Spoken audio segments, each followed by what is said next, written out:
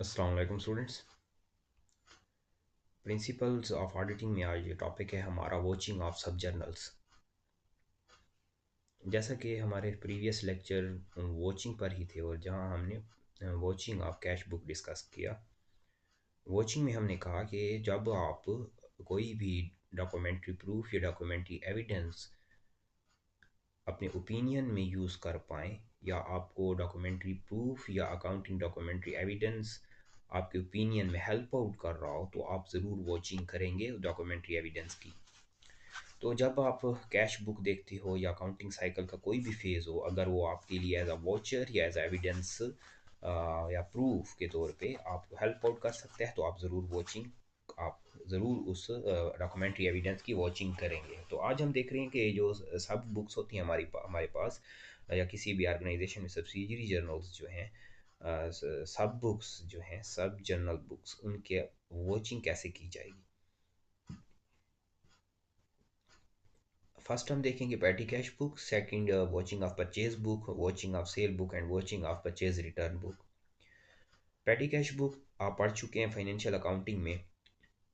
पेटी cash book आप impress system को फॉलो करते हुए एक अकाउंटेंट बनाता है, तो आप जब भी पेटी कैश बुक की वॉचिंग करेंगे तो आप इम्प्रेस सिस्टम को ज़रूर सामने रखेंगे।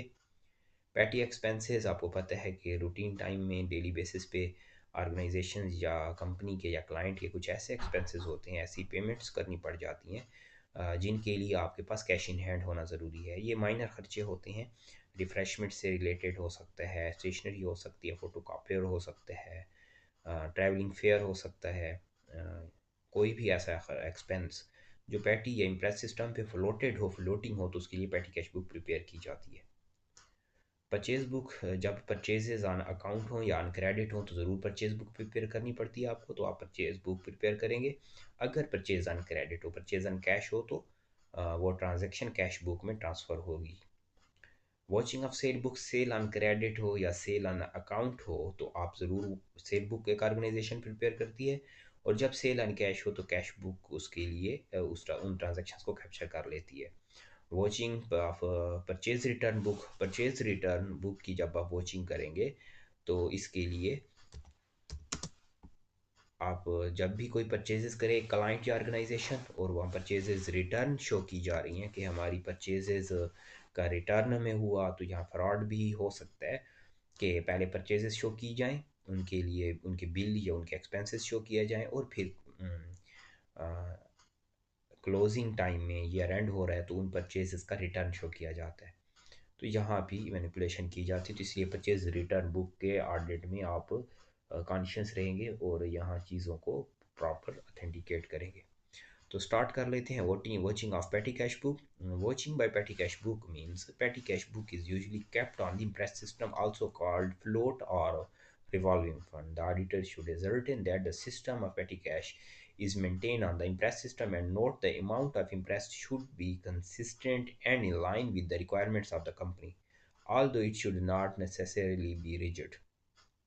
जब भी आप पेटी कैश बुक का ऑडिट करें, वॉचिंग करें, तो पहले तो ऑर्गेनाइजेशन का इंटरनल कंट्रोल सिस्टम देख लें, तो काफ़ी कुछ आपको क्लियर हो जाएगा कि क्या इस ऑर्गेनाइजेशन में कौन कौन से एक्सपेंसेस हो सकते हैं पेटी बेसिस पे, रिफ्रेशमेंट के कौन से एक्सपेंसेस हैं, पॉलिसी क्या है, कंपनी के रूल्स क्या कहते हैं, या आपको ऑब्जर्वेशन क्लियर कर रही है कि रिफ्रेशमेंट किन टाइम्स में दी जाती है, और बिल्स या एक्सपेंसेस कितने शो किए जा रहे हैं, या क्या इस ऑर्गेनाइजेशन में इंटरनल कंट्रोल सिस्टम या मैकेनिकल एम्प्लाइसेस, जैसे मैं कह सकता हूँ प्रिंटिंग मशीन है, प्रिंटर्स हो गए, स्कैनर्स हो गए, फोटोकॉपियर यूनिट भी अवेलेबल है, उसके लिए ऑपरेटर अवेलेबल है, वर्कर अवेलेबल हो, फिर भी फोटोकॉपियर या फोटोस्टेट के एक्सपेंसेस शो किए जा रहे हैं, तो आपको इंटरनल कंट्रोल सिस्टम बताएगा कि ऑर्गेनाइजेशन में फैसिलिटीज़ कौन कौन सी हैं और कौन से एक्सपेंसेस शो किए जाते हैं। जैसे मैंने आपको कहा ट्रैवलिंग फेयर, ट्रैवलिंग एक्सपेंस आप शो करते हो, लेकिन आपने वर्कर्स को ऑफिशियल ट्रैवलिंग फैसिलिटी दी हुई है, तो फिर आपको वर्कर जब उनको ट्रैवलिंग फैसिलिटीज़ भी प्रोवाइडेड हैं, आपका बस सिस्टम है ऑर्गेनाइजेशन का अपना, पिक एंड ड्रॉप सर्विसेज आप देते हो, और फिर भी आप ट्रैवलिंग फेयर के खर्चे या एक्सपेंसेस शो करते हो, तो सिस्टम बताएगा, आपकी ऑब्जर्वेशन आपको क्लियर करेगी कि कौन से खर्चे होने चाहिए थे और कौन से रिकॉर्ड किए गए हैं। After examining the adequacy or otherwise a system of internal check, the following should be performed for watching the petty cash book. The first one is check the amounts drawn for petty cash with the reference to cash book or bank statement. हमेशा आपने पेटी cash book जब बनाई या पढ़ी सीखी जब, तो एक अकाउंटेंट जब या पेटी कैशियर उसको हमेशा कैश जो है थ्रू बैंक होगा। मींस के अगर वीकली बेसिस है, मंथली बेसिस, या आप कह सकते हैं क्वार्टर बेसिस पे एक कैशियर को पेमेंट दी जाती है पेटी कैशियर को, वैसे तो वीकली बेसिस पे या मंथली बेसिस पे ही पेटी कैश की पेमेंट होती है पेटी कैशियर को। तो हमेशा वो चेक बैंक अकाउंट से ही विड्रॉ होगा। यानी एक पेटी कैशियर को 10,000 एक वीक के मिलते हैं, तो 10,000 का चेक बैंक अकाउंट से विड्रॉ किया जाएगा और कैश आएगा कैशियर के पास, पेटी कैशियर के पास। तो ज़रूर आप चेक करें कि क्या ये चेक, ये अमाउंट जो कैश शो किया जा रहा है डेबिट साइड पे, पेटी कैश जो रिसीप्ट साइड होती है, रिसीट साइड, रिसीट कॉलम में, क्या वो बैंक किया गया या नहीं किया गया। Check the cast, cross cast and carry forwards. आपको क्लियर है पेटी कैश का कैरी फॉरवर्ड जिसे हम कहते हैं कि प्रीवियस मंथ का क्लोजिंग, नेक्स्ट मंथ का ओपनिंग, ये चेक करना होगा। कास्टिंग या क्रॉस कास्टिंग चेक करनी होगी। आप सीख चुके हैं ये पॉइंट। कास्टिंग एडिशन को कहा जाता है, कैलकुलेशन को कहा जाता है, और cross casting vertical horizontal amounts की आप चेकिंग करेंगे। थर्ड जो पॉइंट देखना होगा आपको, test check exhaustively the petty cash vouchers with the supporting evidence. The extent of checking should be full if the system of internal control is loose. अब ये भी चेक कर लें कि जो स्पोर्टिंग एविडेंसेस हैं हर एक ट्रांजैक्शन के, वो अवेलेबल हैं। बाज़ औक़ात पेटी कैश में कुछ बिल्स नहीं आपके पास होते, जैसे मैंने आपको कहा कि टी ब्रेक्स हैं या टी रिफ़्रेशमेंट्स या ऐसा कुछ वर्कर्स को आप अलाउ कर रहे हैं, या गेस्ट के लिए डिनर्स हैं, या रिफ़्रेशमेंट फैसिलिटी है, या रिफ़्रेशमेंट दी गई है, या आप जैसे मैंने फ़ोटो स्टेट के लिए कहा फ़ोटो कॉपियर, या ट्रैवलिंग फेयर है, तो इसके नॉर्मली बिल नहीं होते। यानी आपका वर्कर जब किसी भी सिचुएशन की वजह से, किसी भी इमरजेंसी की वजह से, वो अगर ऑर्गेनाइजेशन किसी दिन अपनी फॉर एग्जांपल व्हीकल या ट्रैवलिंग फैसिलिटी उसे जो अवेलेबल है वो यूज़ नहीं करता, और कंपनी आ जाता है, ऑर्गेनाइजेशन में आ जाता है, और उसकी पेमेंट, उसका फेयर, उसका रेंट जो है वो कंपनी पे कर देती है, किराया कंपनी पे करती है उसकी गाड़ी का, तो ये उसके बिल नहीं होगा। उसका बिल आप नहीं ले सकते हैं, रिसीविंग ले सकते हैं किसी से, इसके अलावा बिल नहीं हो सकता। यानी मैं अगर आपको कहता हूँ कि आप सुबह प्राइवेट कन्वेंस के ज़रिए अपने इदारे या ऑर्गेनाइजेशन जाते हैं, और आप अपनी कन्वेंस यूज़ नहीं करते, या कंपनी की तरफ से जो कन्वेंस आपको प्रोवाइड या फैसिलिटी दी गई उसको यूज़ नहीं करते, जब आप ऑफिस पहुंचते हैं तो आपके पास कोई ऐसा बिल नहीं होगा जो आप प्रेजेंट करेंगे। तो पेटी कैश में नॉर्मली काफ़ी बिल्स ऐसे होते हैं जो अथेंटिकेटेड नहीं होते, तो यहाँ फिर कंपनी अपना वोचर बनाया होता है, ऑर्गेनाइजेशन ने उन वोचर्स को साइन करवा लिया जाता है, जो भी अथॉरिटी हो, सिग्नेटरी, उनसे साइन करवा दिया जाता है।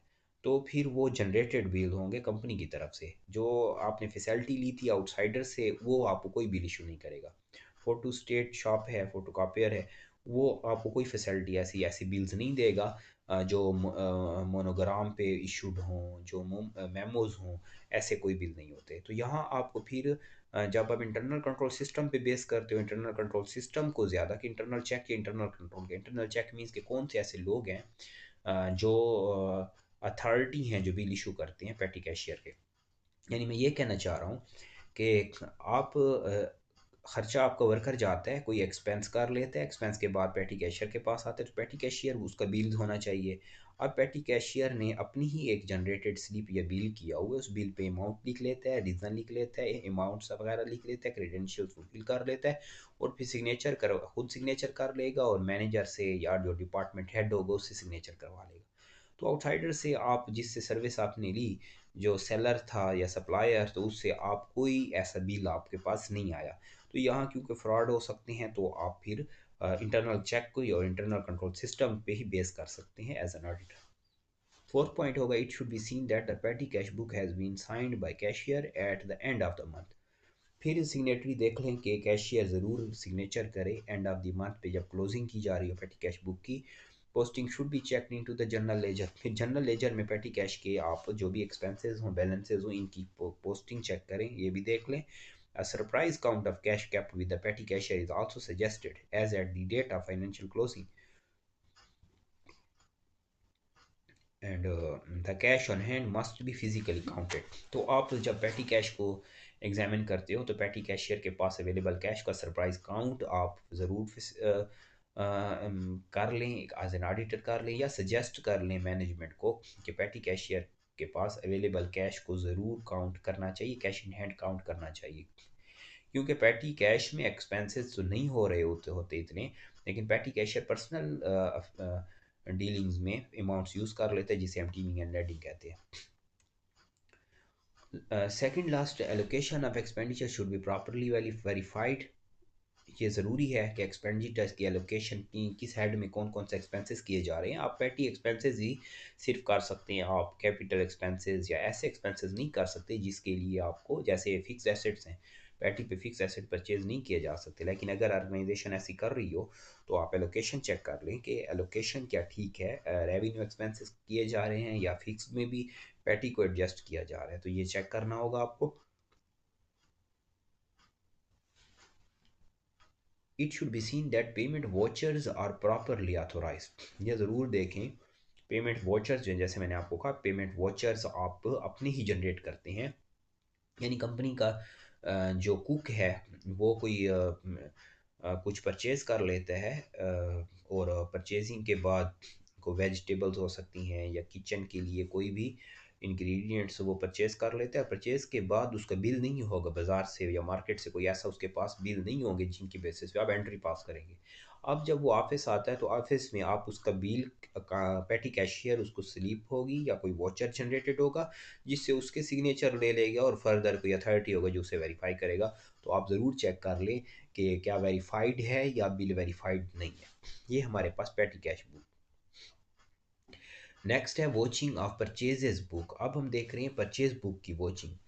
परचेज बुक मींस, मैंने पहले आपको कहा, जब भी क्रेडिट पे ट्रांजैक्शन होंगी, परचेज ऑन क्रेडिट होगा, परचेज ऑन अकाउंट होगा, तो वहाँ आप परचेज बुक में जाएंगे। तो परचेज बुक एक ऑर्गेनाइजेशन या कंपनी ने बना लिया तो हम उसके आप वॉचिंग स्टार्ट कर रहे हैं। It is highly essential that an efficient system of internal check must be enforce for the placing of an order, receipt of goods, checking of invoices, etc., in order to prevent the errors and frauds and with a view to ensuring that liability is accounted for only in respect of such cases where goods were actually received. The auditor should take the following steps to watch the purchase book. आपने internal control system, internal check को पहले ज़रूर observe करना होगा। यहाँ से clear होता है कि इस ऑर्गेनाइजेशन के नेचर ऑफ बिजनेस क्या है, सिस्टम क्या है, कोर वैल्यूज़ क्या है, मिशन विजन क्या है, मिशन क्या है, बायलॉज क्या है। इन तमाम इंटरनल या इंटरनल कंट्रोल सिस्टम, जैसे हमने पहले पढ़ा कि आपका ऑर्गेनाइजेशन की को रन करने के लिए क्या मैकेनिज़्म है, क्या फ़िलासफ़ी है, इसको आप पहले ऑब्जर्व करेंगे, देखेंगे। उसके बाद आप परचेज बुक की तरफ जाएँ कि ऑर्गेनाइजेशन पे क्या परचेजेस ज़रूरी थी, क्या परचेजेस की जाती हैं, कौन सी परचेजेस शो की जा रही हैं, कौन सी परचेजेस फिक्टिशियस हो सकती हैं, फेक हो सकती हैं, डमी हो सकती हैं। यहाँ से मुझे क्लियर होगा कि सिस्टम क्या कहता है, नेचर ऑफ बिजनेस क्या कहते हैं, परचेजेस क्या की जा रही हैं। जैसे मैं अगर आपको कहूँ कि एक हेल्थ सेक्टर है, एक हॉस्पिटल है, और हॉस्पिटल में आपको ऐसी परचेजेस नज़र आती हैं जो नहीं होनी चाहिए। यानी अगर मेडिसन है तो हो सकती हैं, लेकिन कुछ ऐसी मेडिसन ली जाती हैं जो वहाँ पेशेंट विजिट ही नहीं करता। वो नेचर ऑफ ऑर्गेनाइजेशन ही नहीं है, रूटीन ही नहीं है उस ऑर्गेनाइजेशन की तो सर्विसेज में। तो आप फिर, या एजुकेशनल इंस्टीट्यूट है और एजुकेशनल इंस्टीट्यूट में कुछ ऐसे एक्सपेंसेस आपको नज़र आते हैं जो नॉन रूटीन है, तो उनको देखते हुए आप फिर ज़रूर अपनी जो भी सजेशंस होंगी या आप ऑडिट प्लान है आपका या ऑडिट प्रोग्राम है वो आप सेट कर सकते हैं और फर्दर ऑडिट कर सकते हैं। Purchase book, it should be watch with the invoices.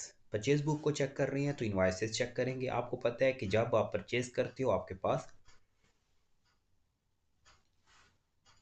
Original bill आता है, और जब आप सेल करते हो आपके पास हमेशा कार्बन कॉपी अवेलेबल होगी, क्योंकि आप परचेज़ किया जा रहा है कि कंपनी परचेज़ कर रही है, तो आप ऑडिटर हैं तो आप ज़रूर कार्बन कॉपी होगी या इन्वाइसेस पहले। अच्छा, परचेज़ है और ऑन क्रेडिट है तो हमेशा पहले इन्वाइस आती है। आप परचेज़ कर लिया, इन्वाइस आएगी, इन्वाइस के साथ वेरीफाई करेंगे। ऑन क्रेडिट है क्योंकि इनवाइस के साथ गुड्स को वेरीफाई किया जाता है, इनवाइस के बाद फिर वोचर बनता है। तो पहले तो इनवाइस की कंडीशन होनी चाहिए। ऑर्डर दिया जब परचेजेस के लिए आपने, तो हम जॉब ऑर्डर कास्ट शीट जैसे पढ़ते हैं, तो ऑर्डर जब आपने दिया तो ऑर्डर के लिए आपके पास इनवाइस आएगी। इनवाइस के साथ वेरीफाई इंफीरियर क्वालिटी गुड्स अगर हैं या आपके जैसे डिफेक्टिव गुड्स हैं, तो वो पहले आप ज़रूर सर्च आउट करते हैं और फिर फर्दर फाइनलाइज किया जाता है परचेजेस को। तो ऑडिटर पहले इनवाइसेस चेक करे, बिल्स और क्रेडिट मेमोस, बिल्स हैं तो ये चेक कर लें, बिल इशू हुआ वो चेक कर लें, या क्रेडिट मेमोज ज़रूर अवेलेबल होंगे, क्रेडिट बिल्स या क्रेडिट मेमोज जनरेटेड बिल्स पे ज़रूर चेक कर लें। The watched documentary evidence should be cancelled by the rubber stamp or initials of the auditor so that it may not be produced again in support of another entry. आप stamping, आपके पास stamps होनी चाहिए आपकी team के पास, workers के पास। जैसे कोई voucher आते हैं, इनवाइस आती है, बिल आता है, क्रेडिट मेमो आता है, तो आपने एग्जामिन कर लिया, वोचर को वेरीफाई किया, मैचअप किया और फिर उसको स्टैम्प कर दें या उसके साथ अपनी इनिशियल सिग्नेचर कर लें, ताकि क्लाइंट ये नेक्स्ट डुप्लीकेशन में इसे प्रेजेंट ना कर सके या दोबारा इसे प्रेजेंट ना करे किसी और एंट्री के अगेंस्ट। सेकंड स्टेज पे पॉइंट आप देखना होगा परचेज इनवाइसेस को। परचेज इनवाइसेस को डिटेल में देखते हैं, कैसे चेक करेंगे। While checking the purchase invoice special attention should be given to the following points. Purchase invoice आपके सामने है, अब आपने उसमें क्या क्या चीज़ें देखनी होगी। It is made out in the name of client, company name पे हो। हम पढ़ते हैं गैप को, जनरली एक्सेप्टेड अकाउंटिंग प्रिंसिपल्स को, तो हम कहते हैं कोई भी आप परचेज करते हैं, कोई भी बिजनेस ट्रांजेक्शन, तो आपका अपना बिजनेस नेम पे ही हो। ऐसा ना हो किसी और कंपनी की परचेज इनवाइस हो और आप उसे क्लाइंट के नेम पे वेरीफाई कर दें। पेल कंपनी है तो पेल के ही परचेजेस वो चराएंगे कि परचेजेस बिल इशूड टू पेल, इनवाइसेस इशूड टू पेल। जो सप्लायर होगा, क्रेडिटर होगा, डेटर को इशू, डेटर के नेम पे बिल भेजेगा, तो नेम होना चाहिए पहला पॉइंट। सेकंड पॉइंट आप देखेंगे, the name of creditor as given on the purchase invoice agrees with the purchase book. अब जो क्रेडिटर का नेम है, जो सप्लायर है, उसका नेम परचेज बुक के साथ ज़रूर जैसे हम नरेशन लिखते हैं या एंट्री पास करते हैं, तो एंट्री कैसे पास हो जाएगी, purchases debit, creditor credit, purchases debit, account payable credit, purchases debit, creditor, supplier credit, ये एंट्री होती है हमेशा जब आप परचेज करते हो। परचेज डेबिट हो जाती है और अकाउंट पेबल का नेम या कंपनी नेम या अकाउंट पेबल क्रेडिट हो जाएगा।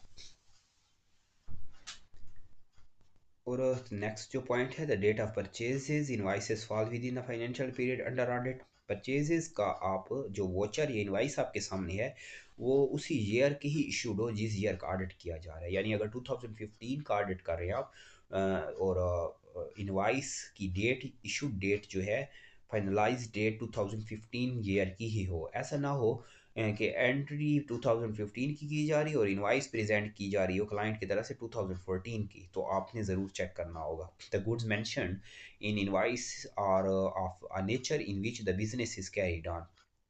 और फिर जो भी इनवाइसेस पे, इनवाइसेस जिस गुड्स के अगेंस्ट इशूड हों, जैसे मैंने आपको कहा कि हॉस्पिटल है तो वहाँ मेडिसिन चाहिए, वहाँ कौन कौन सी प्रोडक्ट्स परचेज किए जाते हैं, तो ये देखना होगा।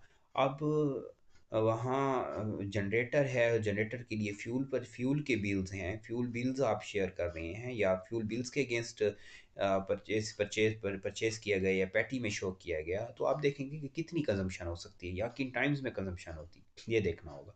या जैसे मैंने आपको कहा कि एजुकेशनल इंस्टीट्यूट है और एजुकेशनल इंस्टीट्यूट में क्या क्या परचेजेस होती हैं, क्या स्टेशनरी होती है, इनकी क्या रिक्वायरमेंट्स होती हैं कि एजुकेशनल इंस्टीट्यूट्स की, ये देखना होगा। गुड्स जो परचेज की गई हैं, नेचर ऑफ बिजनेस क्या उसे उसके साथ मैचअप होती है या नहीं होती। यानी ऐसी गुड्स परचेज की जाती हैं जो बिजनेस में कहीं भी उनकी कंजम्पशन या यूजेज नहीं हो सकती, तो आप इस पे भी ऑब्जेक्शन कर सकते हैं। The trade discount, if any, is to be deducted and the net amount of the invoice is entered in the purchase book। अगर कोई डिस्काउंट आपको मिला, डिस्काउंट आपको अलाउ किया गया, आपने डिस्काउंट रिसीव किया, क्लाइंट ने यानी रिसीव किया, कंपनी ने रिसीव किया, तो आप तो ऑडिटर हैं, तो आप ज़रूर चेक करें कि इसका क्या टर्म्स थे और डिस्काउंट कितना दिया गया और रिकॉर्ड हुआ या नहीं हुआ। Any private account pass through the purchase book should be charge to individual accounts. और कोई प्राइवेट अकाउंट है, प्राइवेट अकाउंट्स में जैसे हम पढ़ते हैं लेजर्स में हम जाते हैं, सेक्शनल बैलेंसिंग लेजर हैं, क्रॉस सेक्शनल बैलेंसिंग लेजर हैं, तो या कोई पर्सनल अकाउंट्स पे, किसी प्राइवेट अकाउंट पे कोई परचेजेस शो हो रही हैं तो उसको प्राइवेटली ही एक चार्ज किया जाए, उसको सेपरेट अकाउंट में रखा जाए, उसको कंपनी के होल अकाउंट में ना ले जाएं। यानी कोई परचेजेज हैं वो सेपरेटली सीईओ है या ओनर है या कोई पार्टनर है या आप कह सकते हैं कोई ऑफिसर है, वो अगर कोई परचेजेस कर रहा है तो वो प्राइवेट है, उनको आप किसी प्राइवेट अकाउंट में जाके एडजस्ट करेंगे या कोई सस्पेंस में भी रख सकते हैं।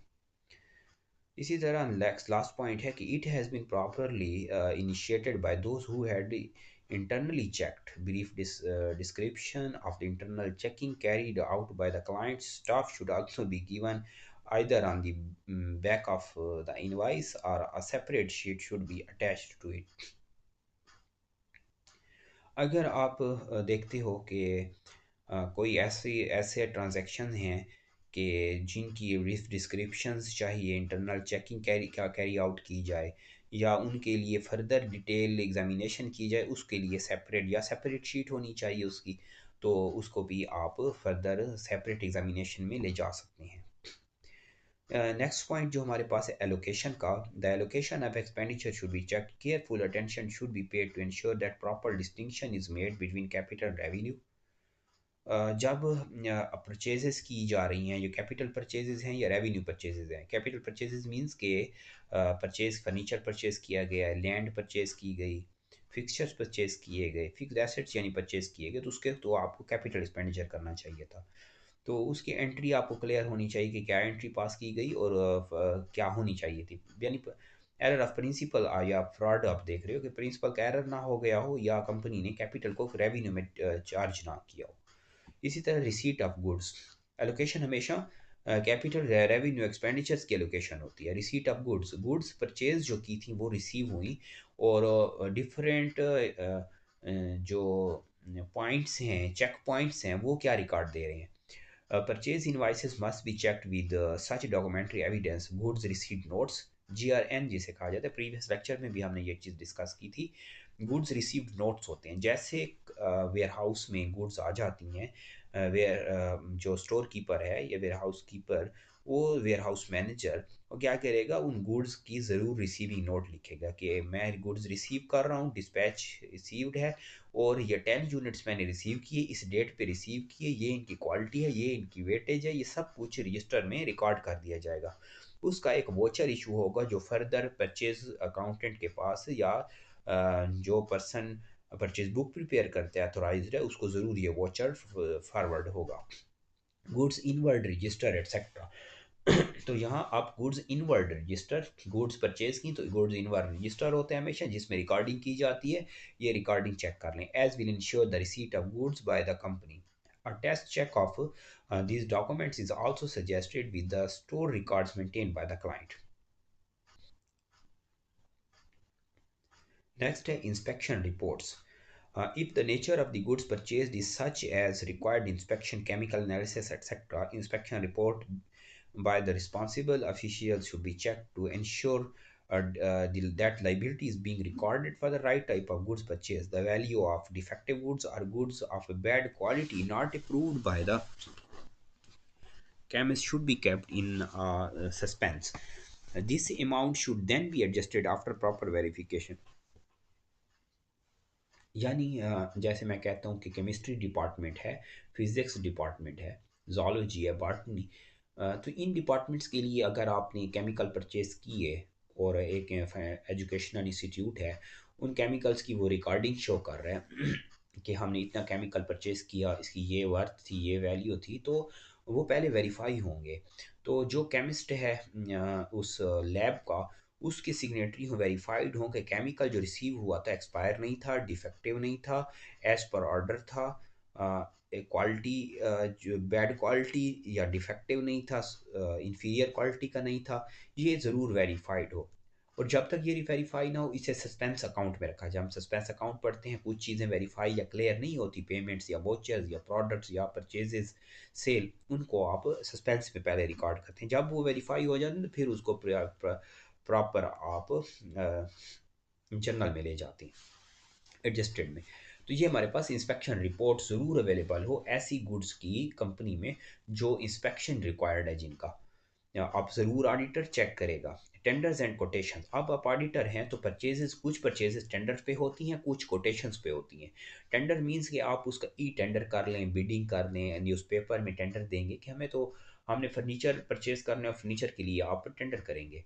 जैसे है कि कैपरा रूल्स को फॉलो करना है, केपी में आप बिजनेस कर रहे हैं, कैपरा रूल्स को फॉलो करेंगे या सीसीपी के रूल्स को फॉलो करेंगे कि 1 लाख से ज़्यादा परचेजेस हैं तो उसके लिए टेंडर में जाएं, 1 लाख से कम है तो आप कोटेशन में जाएंगे। कोटेशन क्या होता है कि आप कुछ शॉपकीपर्स के पास आप विजिट करते हैं, 3 शॉपकीपर से आप कोटेशंस ले लेंगे, मींस के उनसे आपकी जो डिमांड है या रिक्वायरमेंट्स हैं उनको फुलफिल करते हुए एक शॉपकीपर कहेगा कि हम आपको ये 5 यूनिट या 5 प्रोडक्ट 1 लाख में देंगे, दूसरा शॉपकीपर कहता है कि यही 5 प्रोडक्ट बीओक्यू को फॉलो करते हुए हम आपको 80,000 का देंगे, थर्ड कहता है कि हम 90,000 में देंगे।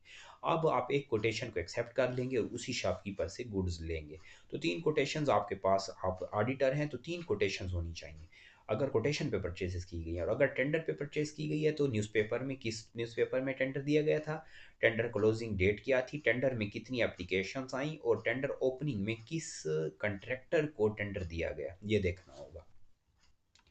इसी तरह परचेज कॉन्ट्रैक्ट, अगर कोई परचेज कॉन्ट्रैक्ट है, जैसे आप अल्टरनेटिव ज़रूर सजेस्ट कर लेते हैं कि किन लोगों से हम परचेज करेंगे, मटेरियल परचेज करना है या गुड्स परचेज करनी है या फ्यूल है या कोई भी इंग्रेडिएंट्स हो सकते हैं, उनकी परचेज के लिए आप देखना होगा कि किस कंपनी के साथ हमारे एग्रीमेंट्स हैं, किन क्रेडिटर्स के साथ हमारे एग्रीमेंट्स कॉन्ट्रैक्ट्स हैं, ये आप ज़रूर चेक करेंगे। Generally for a bulk purchases contracts are executed which must be checked to verify the accuracy of the basis on which the invoices have been prepared. It must be checked to see that any concessions available in the contract are fully availed of. तो यहाँ purchases contracts को आप ज़रूर check कर लें। Last slide मेरे सामने है परचेजेस से, जो कि है authorisation. All entries before being made in the purchase book must be properly authorised by responsible officials. Any entry for which the invoices have not been authorized, proper authorization should be obtained. Where proper authorizations for the purchase transactions have not been made, matters should be reported to the client. और आपने देखा कि जो vouchers हमें दिए जा रहे हैं परचेज से रिलेटेड, हर वोचर अथोराइज मीन्स के जो रिस्पॉन्सिबल ऑफिशियल है, ऑफिसर्स हैं, परचेज कमेटी जो है वो ज़रूर वेरीफाई करे, परचेज कमेटी से वेरीफाइड हों। परचेज कमेटी के जैसे हैं कि 3 मेंबर्स हैं जो परचेज कमेटी के, वो वेरीफाई करेंगे परचेजेस को तो परचेजेस होंगी। तो इनवाइसेस वेरीफाइड हों, वोचर्स यानी वेरीफाइड हों, अगर वेरीफाइड ना हो तो क्लाइंट को आप ज़रूर वो रिपोर्ट करें, उससे क्यूरी लें। स्टेटमेंट ऑफ अकाउंट्स मींस के बैंक अकाउंट स्टेटमेंट्स चेक कर लें, वेरीफाई कर लें कि क्रेडिटर्स को पेमेंट जो की जाती हैं वो क्रॉस चेक के ज़रिए या थ्रू बैंक अकाउंट की जा रही हैं या बाय कैश की जा रही हैं, ये चेक करना होगा। Forward contracts entered into the purchases of goods must be scrutinized and their eventual settlements should be checked in light of conditions laid down in the forward contracts. If the commitments under the forward contracts are of abnormal amount, the disclosure by way of a footnote on the face of the balance sheet may have to be made. If the contracts are of abnormal amount and it appears that there is a probability that in connection with such contracts due to fluctuations in the market prices, etc., provision must be made against such loss. तो अब forward contracts हुए, contracts continue किए जा रहे हैं किसी भी organisation के साथ, तो आप फॉरवर्ड कॉन्ट्रैक्ट्स में ज़रूर लाइबिलिटी चेक कर लें, फॉरवर्ड कॉन्ट्रैक्ट्स की कंडीशंस चेक कर लें, एबनॉर्मल अमाउंट्स अगर कोई हैं तो उनको एग्जामिन करना होगा आपको अगर फॉरवर्ड कॉन्ट्रैक्ट्स अवेलेबल हैं। डुप्लीकेट इन्वाइसेस को फोकस कर लें। While examining the invoices, if the auditor comes across the invoices marked true copy of the invoice or duplicate invoice, he should satisfy himself that they were obtained in respect of only those invoices which had actually been lost or mislaid, to avoid the same being accountant for twice in the book. बाज़ औक़ात क्या होता है कि organisations duplicate copy provide करती हैं, means के photo copy provide करती हैं। तो इस सिचुएशन में आपको देखना होगा उस पे हमेशा कोई नोट लिख दिया जाता है कि ट्रू कॉपी ऑफ इनवाइस या डुप्लीकेट इनवाइस होगा, स्टैंप होगी, डुप्लीकेट इनवाइस की एक स्टैंप बनी होगी, डुप्लीकेट लिखा होगा या true copy of the original लिखा होगा। तो आप ये कर लें कि ठीक है ये तो कॉपी है और इसको वेरीफाई किया गया, या कोई काफ़ी पहले ओरिजिनल उसकी गुम गई है या ओरिजिनल फायर लॉस है, जैसे आग लग चुकी है या प्रेजेंटेबल नहीं रहा, ओरिजिनल, तो आपने कॉपी उसकी ली है। तो कॉपी तो ठीक है अवेलेबल है, लेकिन वो कॉपी जो प्रेजेंट की जा रही है उसकी ओरिजिनल ऐसा ना हो किसी और मंथ में प्रेजेंट की जाए।